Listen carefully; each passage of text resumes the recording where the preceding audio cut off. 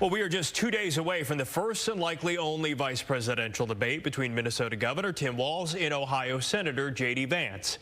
CBS News, which is hosting the debate, announced today that it will be up to the candidates to fact-check each other during Tuesday's debate. That's a stark difference from last month's presidential debate between Vice President Kamala Harris and former President Donald Trump.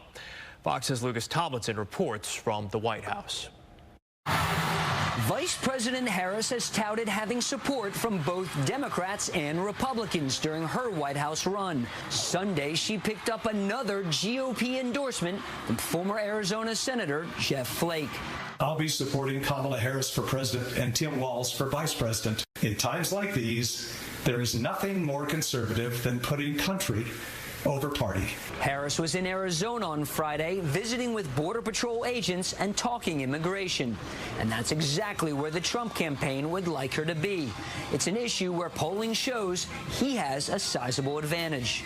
4 years of the most incompetent border anywhere in the world in history. Kamala Harris traveled to the scene. In fact, she stood near where I put up border wall. That was her backdrop. Meanwhile, both running mates are gearing up for the vice presidential debate Tuesday night in New York. Historically, the VP debate doesn't do much to change the minds of voters, and it may be in the interest of both men to simply avoid any major gaffes. An AP poll released last week shows Tim Walz is viewed more positively by voters than J.D. Vance. Republicans say Vance just needs to stick to the issues. He could talk about the economy that Donald Trump fixed and that Harris and Biden broke. He can talk about the border that Trump fixed and they broke. He can talk about peace and stability around the world, which they don't even have a clue.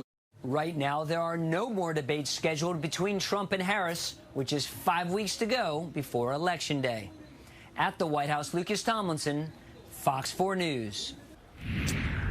And Fox 4 will carry the CBS debate on our air Tuesday night at 8. Join us after the debate for Fox 4 News for a full recap.